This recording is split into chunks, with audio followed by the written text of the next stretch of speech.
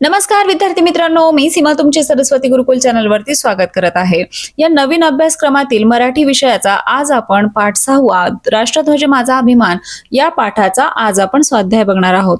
परंतु स्वाध्याय सुरू करण्यापूर्वी तुम्ही या चॅनलवरती नवीन असाल किंवा तुम्ही अजूनही चॅनलला सबस्क्राइब केलेलं नसेल तर सबस्क्राइब नक्की करा, बेल आयकॉन देखील प्रेस करा, जेणेकरून येणाऱ्या सर्व व्हिडिओचे अपडेट्स तुम्हाला सर्वात आधी मिळतील। त्याचबरोबर या पाठामध्ये जेवढे काही शीर्षक आलेले आहेत त्यांच्या अंतर्गत जेवढे काही प्रश्न विचारलेले आहेत ते सर्व आपण दिलेले आहेत, त्यामुळे व्हिडिओ शेवटपर्यंत आणि काळजीपूर्वक पहा।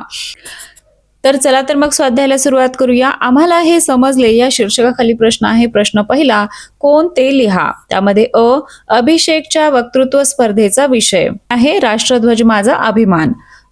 शालेय स्तरावरील वक्तृत्व स्पर्धेचे परीक्षण करणारे कोण होते? श्री जाधव सर। अभिषेकची वक्तृत्व स्पर्धेची तयारी करून घेणारे कोण होते? आई वडील।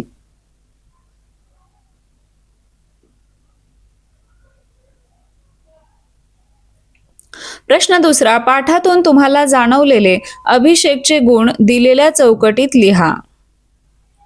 आता बघूया अभिषेक मधील गुण कोणकोणते आहेत? विनम्र, शांत, कष्टाळू, देशभक्त, कृतज्ञ, जिद्दी।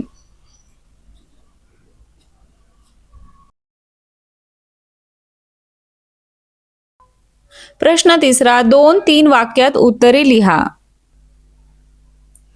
त्यामध्ये श्री जाधव सर यांनी वक्तृत्व स्पर्धेतील विद्यार्थ्यांना कोणते मार्गदर्शन केले? उत्तर आहे, श्री जाधव सरांनी वक्तृत्व स्पर्धेतील विद्यार्थ्यांना मार्गदर्शन करताना सांगितले की स्पर्धेत नंबर न आल्यास कोणीही नाराज होऊ नये। सर्वांमध्ये काही ना काही सुप्त गुण असतात आणि ते विकसित करण्यासाठी प्रत्येकाने भरपूर मेहनत घ्यायला हवी।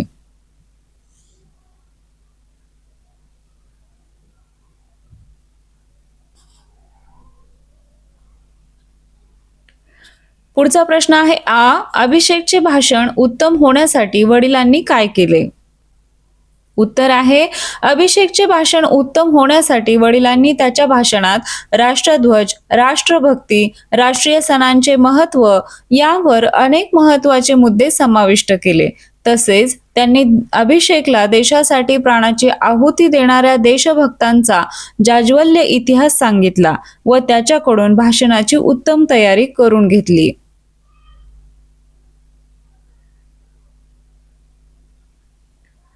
पुढचा प्रश्न आहे देशमुख सर मुलांना नेहमी काय सांगायचे? याचं उत्तर आहे, देशमुख सर मुलांना नेहमी सांगायचे की एकटा माणूस एखाद्या गोष्टीची सुरुवात करू शकतो, पण अंतिम ध्येयापर्यंत पोहोचण्यासाठी सर्वांची साथ आवश्यक असते।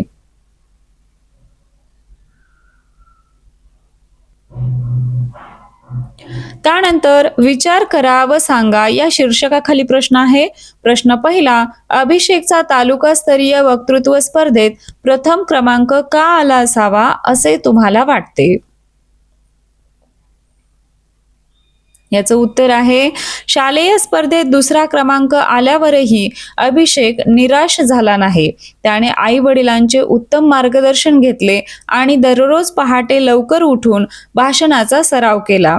त्याच्या या जिद्दी, मेहनती आणि आत्मविश्वासाने केलेल्या तयारीमुळे त्याचा तालुकास्तरीय स्पर्धेत प्रथम क्रमांक आला असावा असे मला वाटते।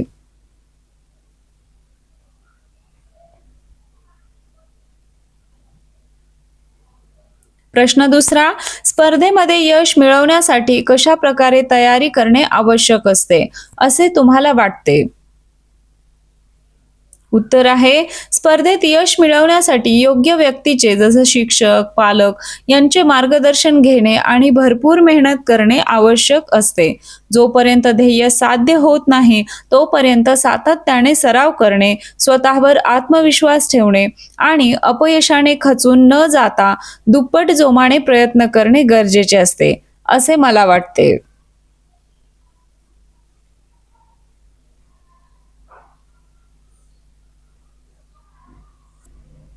प्रश्न तिसरा, तुम्ही आतापर्यंत कोणकोणत्या स्पर्धेमध्ये भाग घेतला आहे त्याची पूर्वतयारी तुम्ही कशी केली होती ते सांगा।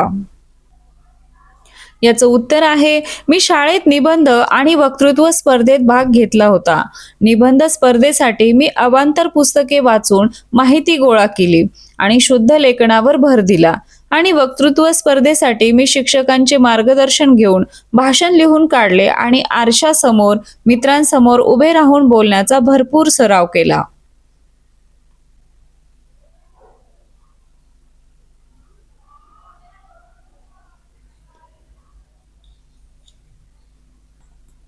चर्चा करूया या शीर्षकाखाली प्रश्न आहे, तुम्हाला आवडणाऱ्या विविध स्पर्धांविषयी गटात चर्चा करा. याचं उत्तर आहे 1. क्रीडा स्पर्धा. कबड्डी, क्रिकेट, खो खो आणि ॲथलेटिक्स यांसारख्या खेळांमध्ये शारीरिक तंदुरुस्ती वाढते. शालेय स्तरापासून ते आंतरराष्ट्रीय स्तरापर्यंत उदाहरणार्थ ऑलिम्पिक्स या स्पर्धा खेळल्या जातात. 2. सांस्कृतिक आणि कला स्पर्धा. यात वक्तृत्व, वादविवाद, निबंध लेखन, गायन, नृत्य आणि चित्रकला इत्यादी स्पर्धांचा समावेश होतो. यामुळे आपली कल्पकता आणि भाषेवरील प्रभुत्व सुधारते.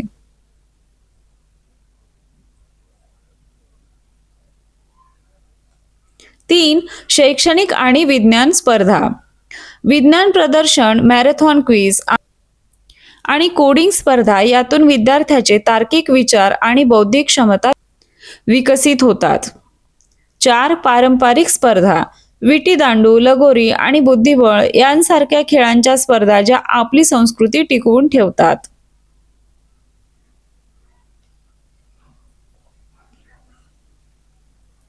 खेळूया शब्दांशी या शीर्षकाखाली प्रश्न आहे, खालील शब्दात लपलेले शब्द शोधा.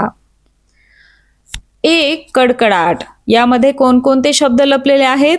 कडा, कड, कडक, कट इत्यादी. 2. परीक्षण. परी, क्षण, पक्ष, रक्षण. 3. सभागृहात. सभागृह, सभा, गृह, भात, हात, सहा, भास इत्यादी. 4. आहे मार्गदर्शन. मार्ग, दर्शन, मान, दमा इत्यादी.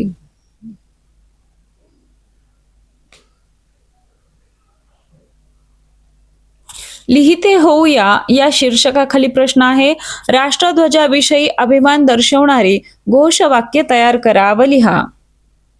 पाहुयात. 1. विजयी विश्व तिरंगा प्यारा, झंडा ऊंचा रहे हमारा.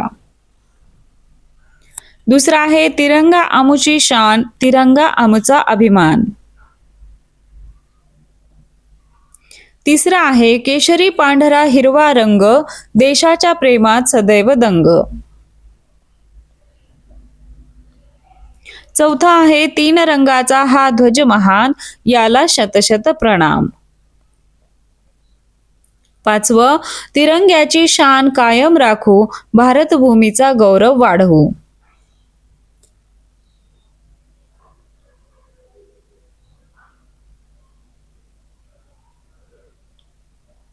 त्यानंतर आहे, राष्ट्रध्वजाविषयी अभिमान दर्शवणारी घोषवाक्य तयार करा व लिहा.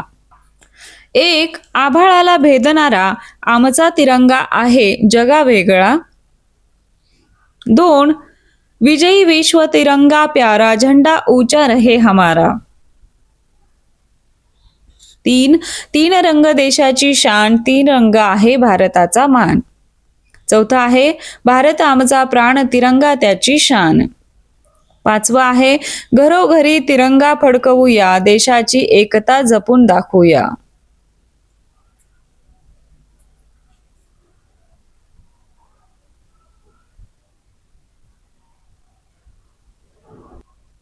शोध घेऊया या शीर्षकाखाली प्रश्न आहे, आंतरजालाच्या साहाय्याने आपल्या राष्ट्रध्वजाविषयी अधिकची माहिती मिळवा. तर पाहूया, भारताच्या राष्ट्रध्वजाला तिरंगा असे म्हणतात.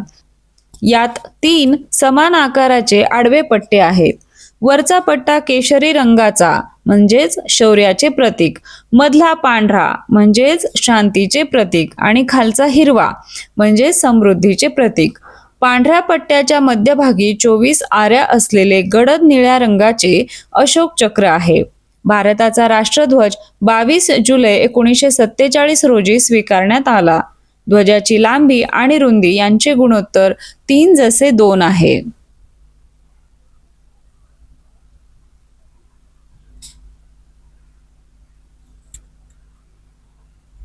कृतीतून शिकूया या शीर्षकाखाली प्रश्न आहे. यामध्ये आपल्याला उपक्रम दिलेला आहे. त्यामध्ये एक, वेगवेगळ्या देशांच्या राष्ट्रध्वजांची चित्रे व माहिती मिळवा.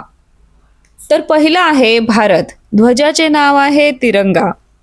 या ठिकाणी चित्र देखील दिलेलं आहे. तर माहिती पाहूया. रचना, या 3 समान आडवे पट्टे आहेत. सर्वात वरचा पट्टा गडद केशरी, मधला पांढरा आणि सर्वात खालील पट्टा गडद हिरवा आहे. पांढऱ्या पट्ट्याच्या मध्यभागी 24 आऱ्या असलेले गडद निळ्या रंगाचे अशोक चक्र आहे. दुसरा आहे फ्रान्स. ध्वजाचे नाव ट्रायकलर. या ठिकाणी ध्वजाचं चित्र दिलेलं आहे. तर माहिती पाहूया. रचना, या ध्वजामध्ये 3 उभ्या पट्ट्या आहेत. डावीकडे निळा, मध्यभागी पांढरा आणि उजवीकडे लाल रंग आहे. हे रंग स्वातंत्र्य, समानता आणि बंधुत्वाचे प्रतीक मानले जातात. तिसरा आहे United states of America USA. ध्वजाचे नाव आहे स्टार्स अँड स्ट्राइप्स. याची रचना, यात एकूण 13 लाल आणि पांढरे पट्टे आहेत. ध्वजाच्या वरच्या डाव्या कोपऱ्यात निळ्या आयतावर पांढऱ्या रंगाचे 50 तारे आहेत, जे अमेरिकेतील 50 राज्यांचे प्रतिनिधित्व करतात. चौथा आहे युनायटेड किंगडम म्हणजेच UK. ध्वजाचं नाव आहे युनियन जॅक. या ठिकाणी चित्र दिलेलं आहे. माहिती पाहूया. रचना, हा ध्वज इंग्लंड, स्कॉटलंड आणि आयर्लंडच्या ध्वजाचे मिश्रण आहे. यामध्ये गडद निळ्या पार्श्वभूमीवर पांढरी आणि लाल रंगाची तिरकस आणि उभी आडवी क्रॉस चिन्हे बनवलेली आहेत. पाचवा आहे जपान. ध्वजाचं नाव आहे निसशोकी किंवा हिमारू. ध्वजाचं चित्र दिलेलं आहे. याची रचना पाहूया. अतिशय साध्या रचनेचा हा ध्वज पांढऱ्या रंगाचा आहे आणि त्याच्या बरोबर मध्यभागी एक लाल रंगाचे वर्तुळ आहे, जे उगवत्या सूर्याचे प्रतीक आहे.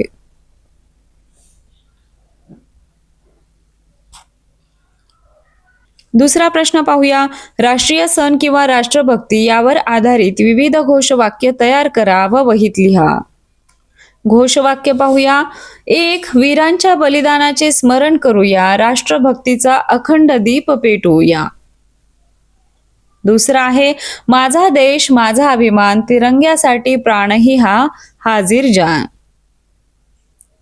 3. एकता, शांतता आणि विकास, भारताचा हाच खरा इतिहास.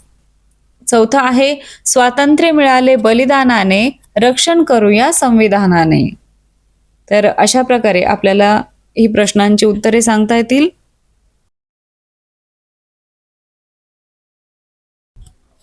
आलं लक्षात?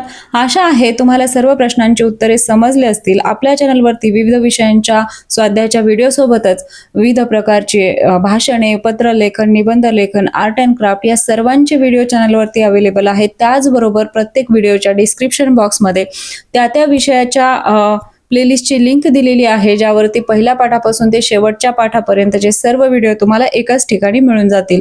तेव्हा डिस्क्रिप्शन बॉक्स चेक करायला विसरू नका. आणि अजूनही तुम्ही चॅनलला सबस्क्राईब केलेलं नसेल तर सबस्क्राईब नक्की करा. हा व्हिडिओ आवडला असेल तर व्हिडिओला लाईक करा, तुमच्या मित्रांना हा व्हिडिओ शेअर करा आणि सर्वात महत्त्वाचं म्हणजे परत एकदा सबस्क्राईब करा. तर भेटूया अशाच एका नवीन व्हिडिओमध्ये. तोपर्यंत धन्यवाद.